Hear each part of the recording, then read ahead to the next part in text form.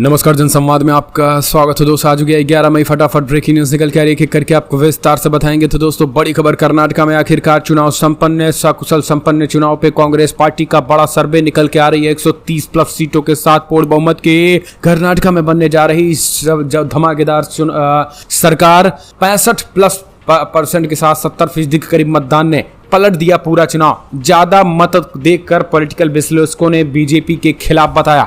दूसरी बड़ी अपडेट, मोदी और शाह की धरी रही चाणक्य नीति, लोगों ने महंगाई, 40% भ्रष्टाचार कमीशन पे लगाई मोहर। मोदी सरकार अंदरूनी सर्वे में हुई करारी हार, 70 सीटों पे सिमट रही भाजपा। तीसरी बड़ी अपडेट निकल के आई है तो दोस्तों बिग ब्रेकिंग, जहां मणिपुर में हालात बेहद खराब होने के बीच मणिपुर की जो हिंसा, ये नस्लीय सफाया और सरकार की साजिश। मुख्यमंत्री कुकी समुदाय विरोधी स्वयं बीजेपी के ही विधायक ने अपनी ही सरकार पे, अपने ही मंत्रियों पर खोल दिया है, बड़ा खुलासा कर दिया है। तो एक एक करके आपको विस्तार से बताएंगे क्या चौंकाने वाला खुलासा किया है। वहीं उत्तर प्रदेश के स्वार विधानसभा से लेकर के जो 2 जगह पर हुए उपचुनाव में 96 में भी समाजवादी पार्टी ने गंभीर आरोप लगाए। पुलिस ने कैसे रोकने की कोशिश की वो भी बताएंगे। ज्यादा 45% के अंदर सिमट गए हैं मतदाता, वो बताएंगे। पाकिस्तान में पूर्व प्रधानमंत्री इमरान खान की गिरफ्तारी के बाद हिंसक आगजनी और प्रदर्शन की लपटों में गृह युद्ध में छिड़ा है पाकिस्तान में, वो भी बताएंगे। सुप्रीम कोर्ट ने क्यों लगाई फटकार, कहा चिकन और मटन से दिक्कत क्या, बच्चों को मिड डे मील में क्यों नहीं परोसा जा रहा है, बताएंगे इनके बारे में। महबूबा मुफ्ती ने आखिर मीडिया और न्यायपालिका पे क्यों खड़े कर दिए हैं सवाल। स्वार उपचुनाव में आजम खान को लेकर आई है बड़ी खबर, वो भी बताएंगे। सब कुछ खबरें एक एक करके जानना बेहद जरूरी। जहां पहलवानों को लेकर सबसे बड़ी खबर निकल के आई है, दिल्ली पुलिस ने लगा दी है फटकार। 12 मई को सुनवाई के बीच वो बताएंगे। और इस बीच मुस्लिम कोटा संबंधी बयान पर सुप्रीम कोर्ट ने अमित शाह को लगाई है फटकार। तो वे करके विस्तार से जानना बेहद जरूरी, लेकिन उससे पहले एक छोटा सा निवेदन, अगर आपने चैनल को सब्सक्राइब नहीं किया तो पल पल के अपडेट के लिए चैनल को सब्सक्राइब करें दोस्तों। और अगर आप भी मानते हैं कि फिलहाल कांग्रेस पार्टी की पूर्ण बहुमत वाली कर्नाटक में बनेगी सरकार, भाजपा का होगा सफाया, तो इस वीडियो को लाइक करके अपना समर्थन दर्ज करें। दरअसल पहली बड़ी अपडेट निकल के आई है, कल कर्नाटक का आखिरकार चुनाव हुआ संपन्न। चुनाव संपन्न होते ही कांग्रेस पार्टी ने ठोक दिया पूरी तरीके से जीत का दावा। कांग्रेस पार्टी ने कहा 130 प्लस सीटों के साथ जीतने जा रहे हैं, सत्ता में होगी धमाकेदार वापसी। जी दरअसल आपको बता दें, कल कर्नाटक में पूर्ण बहुमत कर शांतिपूर्ण ढंग से फिलहाल चुनाव संपन्न हुआ। कई जगहों पर ईवीएम को लेकर खराबी देखने को मिली, जिसके बाद वहां पे मतदान रोकना पड़ा था। कई जगहों पे यह भी आरोप लगे कि पीठासीन अधिकारी भारतीय जनता पार्टी के समर्थन में मतदान करवाने की अपील कर रहे हैं। कई जगहों पर यह भी दिन में गहमागहमी रही कि भारतीय जनता पार्टी के जो विधायक थे वो पैसे बांटते पकड़े गए थे। जनता ने उनको कूटा, लोगों ने उनको कूटा, यह भी देखने को मिला। दिन भर यह भी देखने को मिला कि किस तरीके से लोग गैस सिलेंडर को फूल माला पहना करके महंगाई और 40% भ्रष्ट सरकार के खिलाफ वोट देने पहुंचे। इन सब के बीच कल जो मतदान देखने को मिला वो अपने आप में अनोखा रहा। मतदान आपको बता दें पूरी तरीके से 65% मतदान रहा। और इस बीच 65% मतदान के बीच जो है वो लोगों ने स्पष्ट तरीके से कांग्रेस ने जीत का दावा ठोक दिया और कहा है कि हम अपनी सरकार बनाने जा रहे हैं और 130 प्लस सीटों के साथ हमारी सरकार बनेगी। इस बीच आपको बता दें कर्नाटक में सिचुएशन इतनी खराब कल देखने को मिली कई जगहों पर कि पूरी तरीके से चुनाव आयोग पर कांग्रेस ने गंभीर आरोप भी लगाए। लेकिन सबसे ज्यादा मजा तब आया जब लोगों ने महंगाई का विरोध कल किया, यानी मतदान के दिन ही लोग गैस सिलेंडर पर फूल माला चढ़ाकर मोदी मोदी मुर्दाबाद, 56 इंच मुर्दाबाद के नारे लगाए। और लोगों ने कहा वाह मोदी जी वाह, आपके आने के बाद कर्नाटक में 40% का ये जो 40% कमीशन और ये महंगाई हुई है, हम आपसे ऊब गए हैं। इस तरीके से वैसे बीजेपी ने अपना दावा ठोक दिया है। मुंबई ने कहा हम सत्ता में आने जा रहे हैं, जबकि कांग्रेस डीके शिवकुमार और मल्लिकार्जुन खड़गे ने कहा साफ साफ भाजपा सरकार बदल चुकी है। मतदान में युवाओं का जोश और मत परसेंट देखने के बाद ही आपको क्या लग रहा है? अगर आप भी मानते हैं कि फिलहाल कर्नाटक में होना चाहिए बदलाव, तो इस वीडियो को लाइक कर ज्यादा शेयर कर। अगली एक और अपडेट निकल के आई है तो दोस्तों बिग ब्रेकिंग, जहां वोटिंग के बीच उत्तर प्रदेश में समाजवादी पार्टी बोली वोटरों को पोलिंग बूथ से लौटा गया। बड़ी अपडेट, कल समाजवादी पार्टी स्वार विधानसभा सीट, जी हां स्वार में कल जो है वो सीट कल स्वार में और 96 में वोटिंग हुई। उपचुनाव वाइपल्स उत्तर प्रदेश में। लेकिन जिस तरीके से कल उत्तर प्रदेश में पुलिस प्रशासन और एक बार फिर से लूटने की कोशिश की गई वो भी सबने देखा। समाजवादी पार्टी ने गंभीर आरोप लगाए कि पूरे दिन भर मुस्लिम महिलाओं को कम, मुस्लिम इलाकों में कम मतदान जानबूझकर कराया गया। इसके पीछे की वजह यह रही कि मुस्लिम मतदाताओं को जानबूझकर वोट डालने ही नहीं दिया गया। स्वार और 96 में वोटिंग हुई। समाजवादी पार्टी ने गंभीर आरोप लगाए हैं, खास करके 96 में भी आरोप लगाया है कि मिर्जापुर में अनुप्रिया पटेल और उनके पति आशीष पटेल ने जो है वो मतदाताओं को, एंटी मुसलमानों को और तमाम लोगों को फोन करके धमका रहे थे।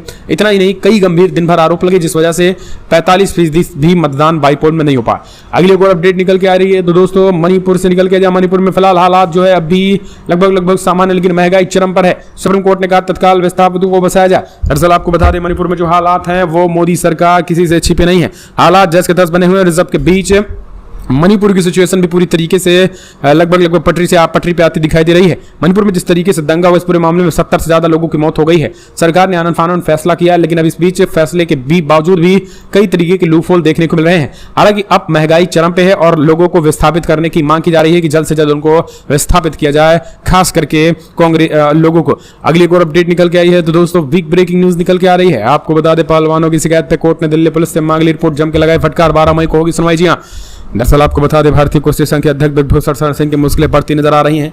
दिल्ली की राज्यबंदी कोर्ट ने दिल्ली पुलिस से इस मामले की स्टेटस रिपोर्ट मांगी है। दरअसल पहलवानों ने ब्रिजभूषण शरण सिंह के खिलाफ यौन शोषण का आरोप लगाया है। पहलवानों के इसी शिकायत पर कोर्ट ने दिल्ली पुलिस से इस मामले में स्टेटस रिपोर्ट मांगी है।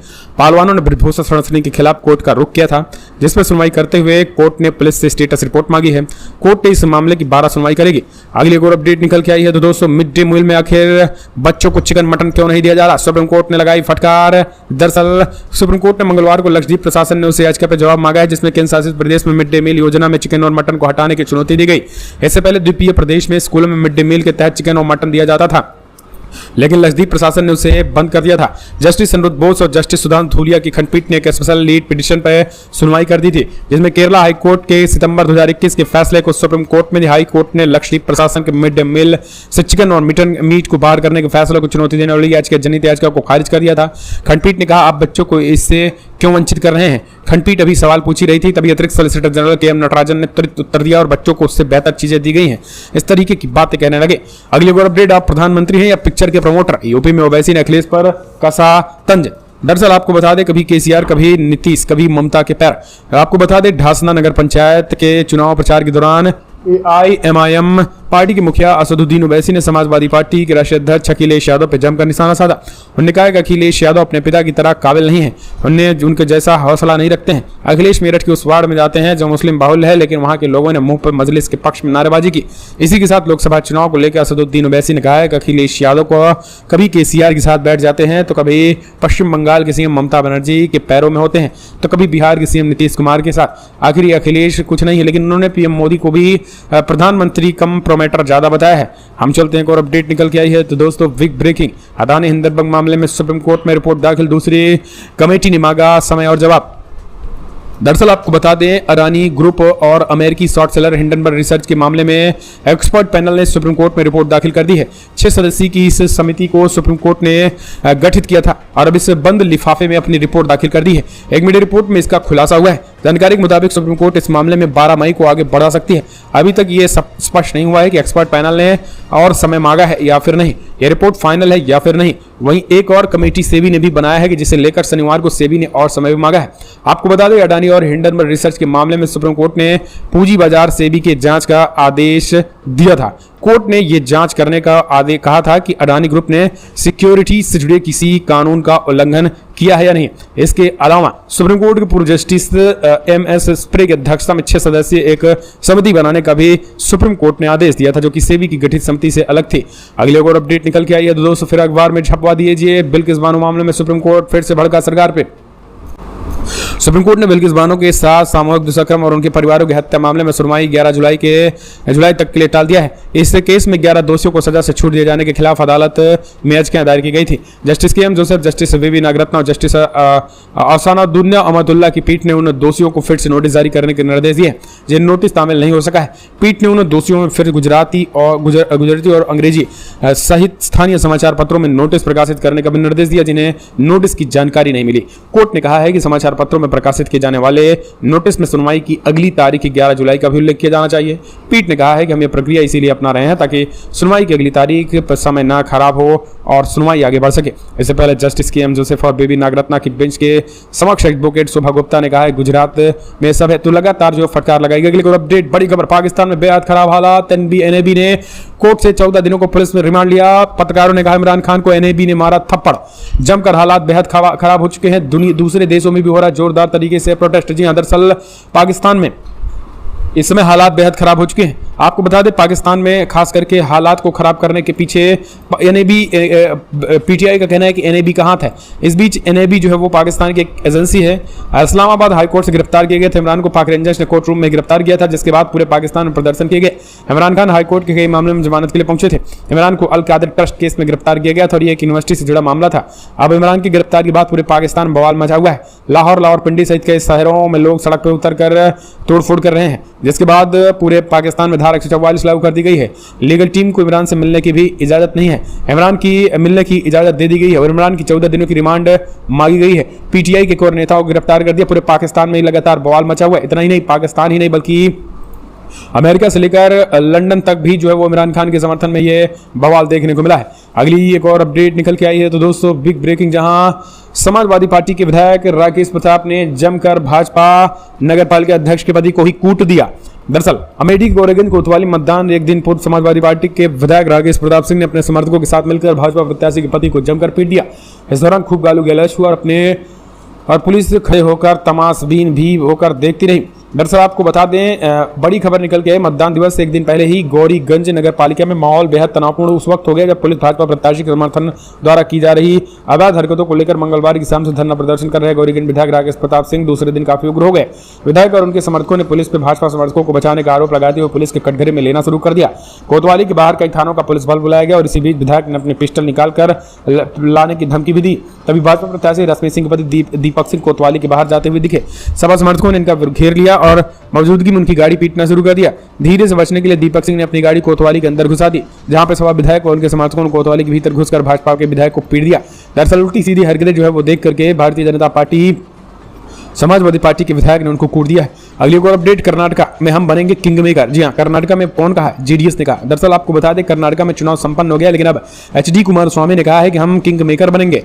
कर्नाटका विधानसभा 2024 सीटों के लिए मतदान बुधवार को हुआ और इस बार चुनाव में भारतीय जनता पार्टी, कांग्रेस और जेडीएस के बीच त्रिकोणीय मुकाबला है। 2018 के चुनाव के बाद महज 37 सीटें जीतकर किंग मेकर बनकर कर्नाटका के मुख्यमंत्री की कुर्सी पर बैठने वाले जेडीएस प्रमुख कुमारस्वामी ने वोट डालने के बाद जो बयान दिया है उसमें सनसनी मच गई। कर्नाटका के पूर्व सीएम और जेडीएस नेता एचडी कुमारस्वामी ने अपने परिवार के साथ रामनगर के एक मतदान केंद्र पर अपनी पत्नी और बेटे और अन्य सदस्यों के साथ वोट डालने पहुंचे थे। कुमारस्वामी ने अपने वोट डालने के बाद कहा है कि हम लोगों से अनुरोध कर रहे हैं उचित विकास पाने के लिए जेडीएस उम्मीदवारों को आशीर्वाद दें। हमारी पार्टी किंग मेकर बनने जा रही है। बता दें 2018 के चुनाव की बात की जाए तो कर्नाटका की 224 सीटों में से 222 सीटों पर चुनाव हुआ था। पिछली बार भी बीजेपी, कांग्रेस और पूर्व प्रधानमंत्री एचडी देवेगौड़ा की जेडीएस की पार्टी के बीच त्रिकोणीय मुकाबला था। अगली और अपडेट निकल के आई, उमेश पाल हत्याकांड में अतीक अहमद की गुर्गे की गवाही देंगे। बताया खुद भी माफिया के उत्पीड़न से थे परेशान। माफिया अतीक अहमद और अशरफ की हत्या के बाद उमेश पाल हत्याकांड में गवाही देने के लिए अतीक के गुर्गे तैयार हो गए। कई आरोपी पुलिस के संपर्क में हैं। अतीक के उत्पीड़न के शिकार गुर्गे पुलिस की शरण में है। यही कारण है कि उमेश पाल हत्याकांड में पकड़े गए 1 दर्जन से अधिक संदिग्धों के खिलाफ पुलिस ने अभी तक कोई कार्रवाई नहीं की। माफिया के करीबियों ने पुलिस से मदद की अतीक के खिलाफ एफआईआर न हो। दरअसल अतीक अहमद को फंसाने के लिए पूरी तरीके से जाल बुन लिया गया है और इस तरीके से यानी जो अतीक अहमद के विरोध में जो गवाही देगा उसको पुलिस बचाएगी, सरकार बचाएगी। अगर नहीं देंगे तो उनको नाप दिया जाएगा। अगली और अपडेट, अतीक को मरवाने में भाजपा कहां था, अखिलेश भी जिम्मेदार। मौलाना तौकीर रजा का फिर से वीडियो हुआ वायरल। दरअसल आपको बता दें इत्तेहाद मिलन काउंसिल के प्रमुख मौलाना तौकीर रजा ने फिर से बड़ा बयान दिया। चुनाव हलचल के बीच फरीदपुर में विधानसभा को मौलाना तौकीर रजा ने बड़ा बयान देते हुए वीडियो वायरल हो गया। इसमें उन्होंने कहते हुए दिखे कि अतीक को मरवाने में जितना भारतीय जनता पार्टी का हाथ रहा उतना ही हाथ जो है वो पूरी तरीके से समाजवादी पार्टी का भी रहा और यही कारण है कि अखिलेश यादव का हम विरोध कर रहे थे। निकाय चुनाव से ठीक पहले उन्होंने इस तरीके की बातें कहकर एक बार फिर से तहलका मचा दिया।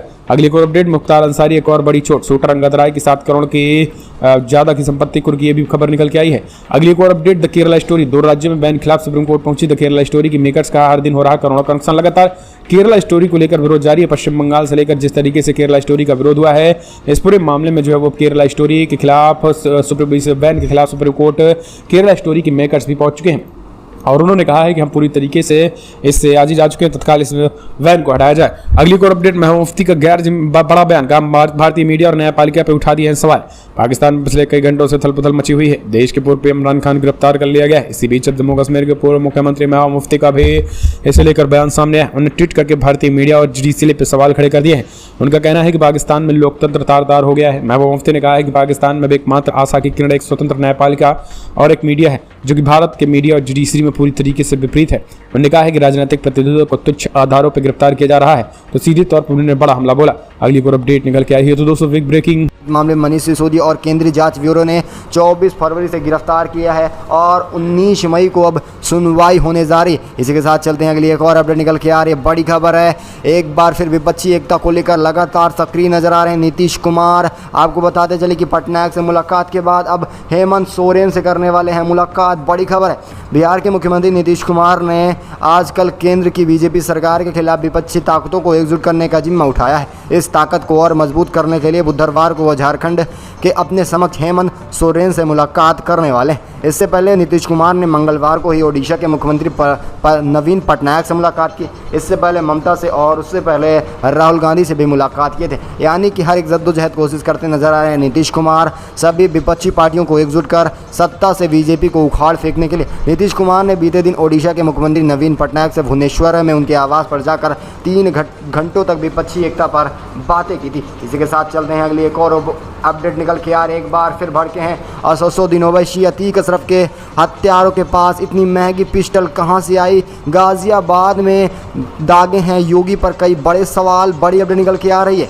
नगर पंचायत के चुनाव प्रचार के लिए आखिरी दिन अपनी पार्टी MIMI के प्रत्याशी हसन अंसार पत्नी हाजी आरिफ अली के पक्ष में पार्टी मुखिया 800 दिन ओवैसी ने जमकर दहाड़ते हुए देखते मिले हैं और उन्होंने मुख्यमंत्री योगी आदित्यनाथ पर जमकर हमला बोला और साथ ही अखिलेश यादव पर भी उन्होंने जमकर हमला। उन्होंने कहा कि गोडसे की औलाद ने हम पर इसी क्षेत्र से गोलियां चलवाई थी, मगर आज मैं डसाना की सरजमी पर फिर से मौजूद हूँ। हम हाजी अशरफ अली के प्यार करते हैं और उनके साथ खड़े होने वाले, और मैं आपको बताना चाहता हूं कि मैं अल्लाह के सिवा किसी से नहीं डरने वाला। इसी दौर उन्होंने योगी आदित्यनाथ पर भी जमकर हमला बोला है। अतीक व अशरफ को पुलिस कस्टडी में मार दिया गया। इनकाउंटर से लोकतंत्र कमजोर हो रहा है। इनकाउंटर से जनता का विश्वास कोर्ट से उठने लगा है। पुलिस भी कम होती जा रही है और कोई अगर सत्ता में बैठ कर तय करेगा कि कोर्ट फैसला लेगा या गोली, इंसाफ कौन करेगा, इनकाउंटर या न्यायालय, तो यह पूरी तरह से योगी सरकार और बीजेपी खासकर लोकतंत्र और कानून व्यवस्था के साथ खिलवाड़ कर रही है। उन्होंने प्रधान योगी आदित्यनाथ पर हमला बोलते हुए कहा कि इतने गरीब हैं वो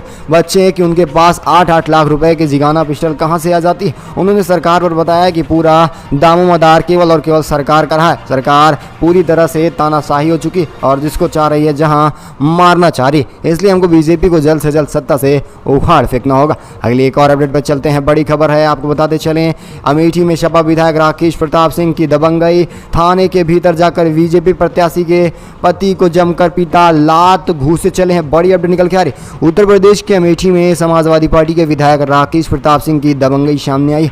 राकेश ने बीजेपी के निकाय चुनाव प्रत्याशी दीपक सिंह को थाने में जाकर पीटा। हैरत की बात यह है कि जिस समय विधायक दीपक को पीटा जा रहा था उस समय पुलिस प्रशासन वहां पर मौजूद था, लेकिन किसी ने विधायक को रोका तक नहीं। यह मामला गौरीगंज कोतवाली में जब्त हो चुका है और इस मामले के बाद माहौल तनावपूर्ण हो गया। वहीं देर रात को विधायक नरेश सिंह थाने के अंदर धरने पर बैठ गए। बीजेपी प्रत्याशी के पति पर सपा कार्यकर्ता की पिटाई का आरोप लगा। विधायक दीपक सिंह पर मुकदमा दर्ज कराने के लिए अपने समर्थकों के साथ थाने के अंदर धरने पर बैठे। विधायक का कहना है कि केस दर्ज होने से पहले हम धरना खत्म नहीं करने वाले। मौके पर तनाव की स्थिति देखते हुए बड़ी संख्या में भारी पुलिस बल तैनात कर दिया गया। अगली एक और अपडेट निकल के आ रही है, चलते हैं। कर्नाटक चुनाव लगातार बीजेपी और नरेंद्र मोदी की बढ़ा रही हैं मुश्किलें। पीएम मोदी और अमित शाह पर संजय राउत ने कर दिया है बड़ा खुलासा। बड़ी खबर निकल के आ रही। राज्यसभा सांसद और शिवसेना के ठाकरे गुट के नेता संजय राउत ने प्रधानमंत्री नरेंद्र मोदी और बीजेपी पर जमकर हमला बोला है। संजय राउत ने ट्वीट कर जरिए दावा किया है कि कर्नाटक विधानसभा चुनाव में बीजेपी का हारना तय हो चुका है। इसके साथ ही राउत ने महाराष्ट्र के CM एकनाथ शिंदे पर भी जमकर निशाना साधा। राउत ने लिखा है कि कर्नाटक की जनता आज मतदान कर रही है। कर्नाटक चुनाव में प्रधानमंत्री नरेंद्र मोदी और अमित शाह के पसीने और पैसा डूबने वाले हैं, लेकिन इस चुनाव में बीजेपी हारना तय। सन 2024 से पहले उनका यह शुभ संकेत होने वाला है, यानी कांग्रेस के लिए शुभ संकेत है। लेकिन वहीं बीजेपी अपना फिर से रोना रोटने वाली है। संजय राउत आगे लिखते हैं कि एकनाथ शिंदे पर भी निशाना साधते हुए उन्होंने कहा कि खुद को शिवसेना बताने वाले महाराष्ट्र के शासक इस समय पूरी तरह से तितिर बितिर होते नजर आ रहे हैं और आने वाले समय में बीजेपी शिंदे की भी साथ छोड़ने वाली है। दरअसल आपकी क्या राय है, अपनी राय कमेंट के माध्यम से जरूर दीजिएगा। अगर आपको भी लगता है कि कर्नाटक में बदलाव की लहर दौड़ रही है, अगर लोगों ने मान लिया है कि कांग्रेस का जीतना पत्थर की लकीर हो चुकी है, तो इस वीडियो को लाइक कर ज्यादा से ज्यादा शेयर करना। मेरे को धमकी देते हैं, ये बीजेपी के लोग मुझे मारना भी चाहते हैं, पूरे खानदान को साफ करना चाहते हैं। अरे करो भाई, हम तो मरने के लिए पैदा हो गए। क्या क्या कोई आदमी 200 साल जीता है, कोई 150 साल जीता है? अरे उम्र ही हिंदुस्तान में जो है 70-72 साल की है। मैं तो अब बोनस में जी रहा हूं, 81 साल है मेरा 81 ईयर चल रहा है और थोड़े दिन जीऊंगा। अगर आप लोग मरवाना चाहते हैं तो मरो, मैं डरूंगा नहीं।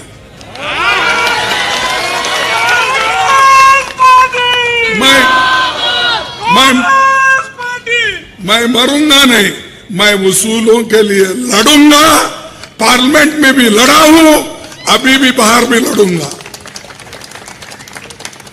मेरे को कोई डरा के धमका के तुमके खानदान को खत्म कर दे बोले तो मैं डरने वाला नहीं। भाई मैं बचा हूं, मेरे घर में एक आदमी ही बचा था, मैं डरता नहीं। अरे हम अच्छी काम करने के लिए डरना क्यों?